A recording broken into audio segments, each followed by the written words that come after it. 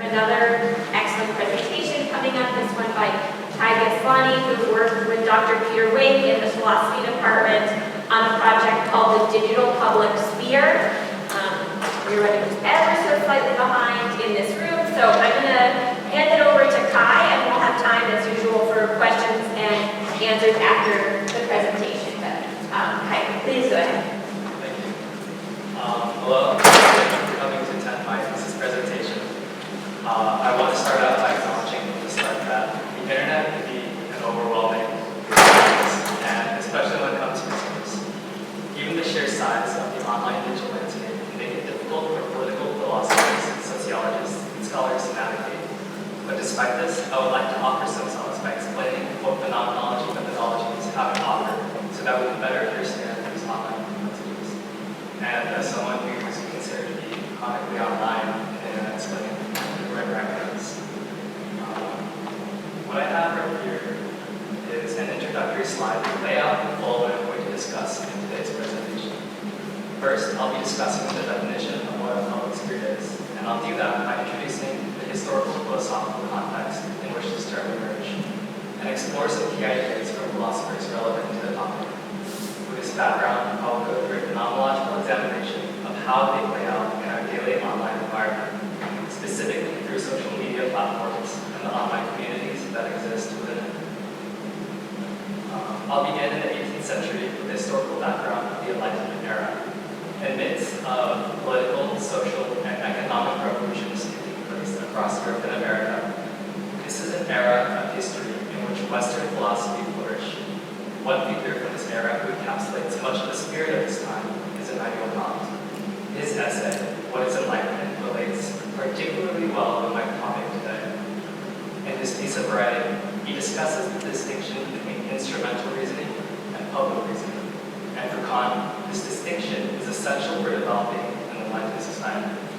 Keep in mind, he is writing this against the historical backdrop, when it was common for society to have dominant organizations or institutions dictate what is allowed or isn't allowed to be said in public. To put this roughly into contemporary terms, one may think of instrumental reason as what an employee who runs a company Twitter account uses when they must adhere to the company's messaging, whereas public reason would be used by a regular Twitter user who tweets their own ideas and content. Kant's essay also lays out a groundwork for his moral vision and his concept of public reason. In his essay, the implication is that reason is not merely an individual project. He draws from his categorical imperative, the supreme moral law that states that people should never be used as a means to an end, but rather ends in themselves. We must treat everyone with dignity and respect. This indicates that the mere ability to release one's own ideas into the world and engage with others is a step towards bettering one's own reason, and that a society in which one is able to do this is better off than a society that doesn't allow this. From here, we are brought to Habermas and his conception of the public sphere, which expands on this idea of public reason. Habermas is concerned with the structures of capitalism and how it affects society, particularly the historical development of the public sphere. Habermas formulates his ideal vision of the functioning public sphere with inspiration from the coffee houses and expansion of print media that served as spaces for rational debate and discussion amongst the bourgeois class during the Enlightenment era. He argues that during the Enlightenment era, the growing, financially independent middle class was able to distinguish themselves from the dominant, ruling aristocracy class. Because of this, they were able to carry out a public reason that Kant envisioned without regard for the dogma enforced by the aristocratic classes, and discuss the issues that were relevant for the growing bourgeois middle class. He describes this conception of the public sphere as more horizontal, because the members of this class are more equally able to contribute to discourse democratically, whereas in the past, the aristocratic classes distributed information vertically, dictating the limits of what can be said and discussed.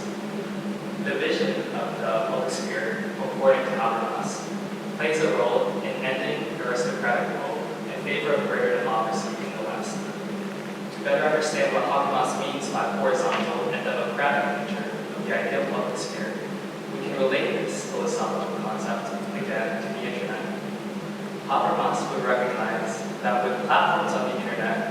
is a greater accessibility of users of online platforms to express their own reasoning, whether it be through Facebook pages, tweets, Reddit forums, YouTube videos, or what have you. We would argue that information that is dispersed like this is more democratic than how it was in the past, when the aristocracy controlled what was allowed to be said. But Habermas, as a critical theorist, also recognizes that due to dominating capitalist forces, the internet as a public sphere can also have elements of verticality. But instead of the aristocracy of the past, the new vertical distribution of information is controlled at the top by the commercialization and concentration of media by corporations and the growth of consumer culture on the bottom, serving as limiting forces in democracy. Here, there's a shift of focus away from the public's important issues and more towards private consumption. Some examples could be the increasing presence of advertisements through social media, or the profit-making attitude of social media platforms encouraging entertainment rather than rational discourse, or what have you. Habermas recognizes that these underlying capitalist structures weaken the public sphere's ability to engage in democratically organized deliberative discourse. However, Habermas's conception of the ideal public sphere is not without faults, which will also be important later in our phenomenological analysis. There have been many scholarly critiques that counter the exclusivity of Habermas's conception of the public sphere. One example would be feminist critical theorist Nancy Fraser. She points out that Habermas's conception of a single hegemonic public sphere excluded women, ethnic minorities, and the working class due to its limitations to merely the wealthy middle class of men. She recognizes that while the discourse was still more horizontal in nature, and compared to the flow of discourse in a monarchical regime, this was still limited to a select few who were able to participate. Fraser goes on to rethink the public sphere in terms where historically marginalized people could participate in public reason. She points towards the multiplicity of subaltern counterpublics. Subaltern meaning those who have been denied access to the mainstream public sphere. This accounts for a wider breadth and diversity of thought that exists at the same time as one another. She provides the example of the feminist subaltern counterpublic that flourished in the late 20th century US with an array of bookstores, academic centers, conferences, conventions, and so on that were able to shift the discourse in meaningful ways that took into account women's issues. We can also apply this to the feminist spaces and movements that have gained momentum into the plurality of the internet today. There are many subcultures that exist within the internet, organizing on their own Facebook groups, subreddits, Tumblr spaces, among others, that allow for discourse to thrive in marginalized communities. With Fraser's conception of public spheres as a plurality, rather than an overarching hegemony like Habermas would suggest, historically, underrepresented groups are still able to shift mainstream discourse with movements like the Me Too movement, BLM, or Stop Asian Hate. I find that this formulation of a multiplicity of public spheres is also particularly relevant when analyzing the internet due to its unprecedentedly vast and complex nature. So far, we've tracked an interesting unfolding development of what it means to most effectively encourage public reasoning that can be traced from Kant to Habermas to Fraser. But to fully incorporate the most relevant ideas of each, I suggest that a phenomenological approach can synthesize these ideas while also understanding them at a level of greater intimacy and depth. And from this starting point, we are in a better position to understand the growing complexities on the internet-mediated public sphere more holistically. While there are many ways to do phenomenology, and of course many philosophers who have different phenomenological tools to offer, to clarify, I am particularly drawing from the 20th century French philosopher Maurice Merleau-Ponty in this study. One of the essential aspects that he develops in his phenomenology of perception is the importance of embodiment. This is the recognition that as a subject, I am fundamentally embedded in my bodily existence. This means that I cannot understand myself and the world around me without recognizing the essential role my physical existence plays in shaping my own perceptions, thoughts, and actions. You may hear me mention the term lived experience quite frequently in this presentation, and you may have even heard it elsewhere as it's commonly used nowadays. This term has a rich phenomenological history, and Merleau-Ponty, for his part, emphasizes the ways in which individuals encounter the world around them from their own subjective, embodied starting point. This has also been useful for critical theorists to adopt their own analyses because of its recognition that we as people are situated not only in physical, but also social, cultural, economic, and other contexts, which can serve as points for critical examination. This offers a more holistic and integrated account of human experience and phenomena. While many scholars debate whether this kind of embodiment actually occurs online, it is not the scope of this presentation to completely prove whether or not this actually happens.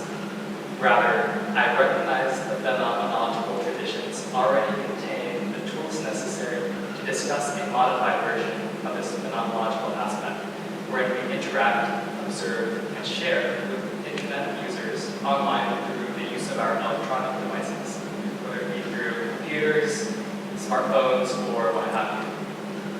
These devices are integral and ingrained in how we experience our day-to-day reality. And this modified account of embodiment allows us to analyze the subjective and intersubjective experiences that occur online.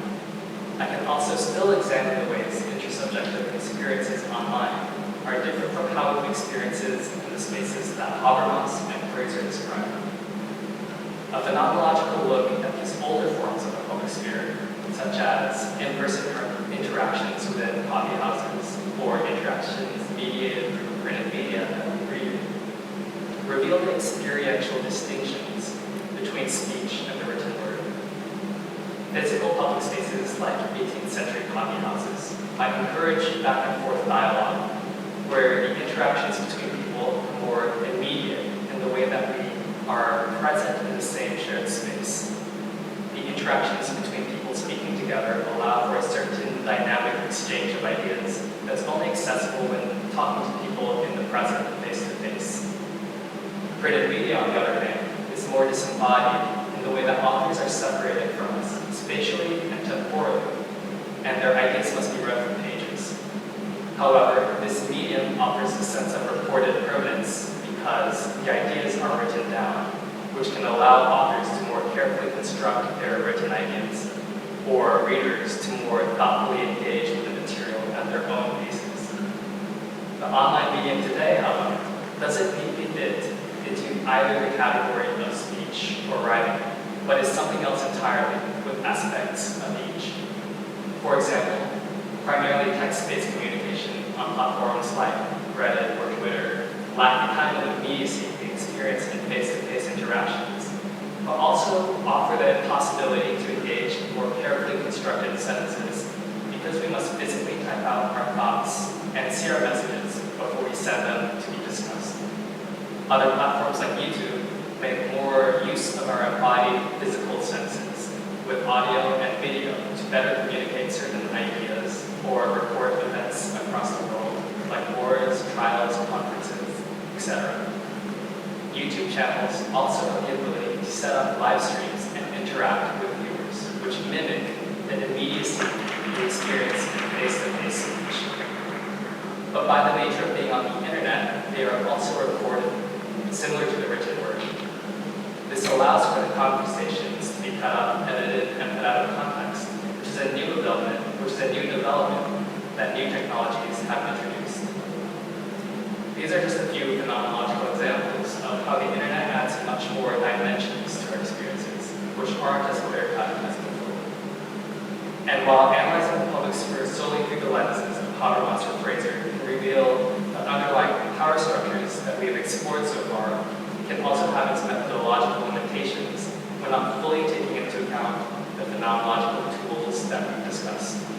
For example, a scholar like Habermas might look at TikTok or YouTube and recognize that the recommendation algorithms separate users into bubble communities of like-minded people. This algorithmic technology that separates communities would go against this vision of an ideal universal public sphere that works towards deliberative democracy and guides national conversation. A feminist scholar, on the other hand, like Fraser, would also look at these algorithms and agree that this is a case where capital forces encourage technology that separates people, although at the same time, it may also develop subaltern public spheres that amplify marginalized voices. This would be a case that I argue we can take a step further by injecting the first-person experiential perspectives offered by phenomenological traditions that political philosophy often overlooks. When it comes to algorithmic technology, phenomenologists can recognize that we simultaneously are influenced by its online environment, but also interact and formulate it ourselves. By recognizing this, we can begin to really understand the full complexity in which overlapping hierarchies, illustrated by the critical theorists, affect us. Going back to the algorithmic technology example, I can log on to YouTube and TikTok and be exposed to many different viewpoints and discourse, which may not be possible through other forms of media. But because of the very human tendency for our minds to get lost in an overabundance of information, this will likely result in the technology recommending more content that is geared towards entertainment and easily digestible short-form content, instead of content that is geared towards public reason or discourse. Think of all the times you've intended to research something specific online, but hours later finding yourself mindlessly scrolling through social media. This can be a good example of understanding how technology is enveloped within the structures of capitalism and reinforces ways companies may utilize it to hijack the ways we interact with their products. The products in question being screen time for advertisers, which require ways to keep users to continue watching or scrolling through their platforms, because these companies don't care whether or not users are engaging with public reason or using their platforms for entertainment. They're only concerned with your attention and time, which can pose a problem for a functioning public sphere that requires deliberative communication. By showing how phenomenology intersects with critical theory, we can shift the analysis away from the more disembodied accounts of the public sphere and analyze it as it exists from a more holistic, experiential perspective. This phenomenological enterprise, especially when analyzing the growing complexities of the internet, offers a greater and more nuanced account of the public sphere than traditional critical theory and political philosophy can accomplish by themselves. By expanding our methodologies, we are better equipped at descriptively understanding the ins and outs of the internet as public sphere, as well as lay out foundations for exploring other normative inquiries at a more personal level. And thanks for listening.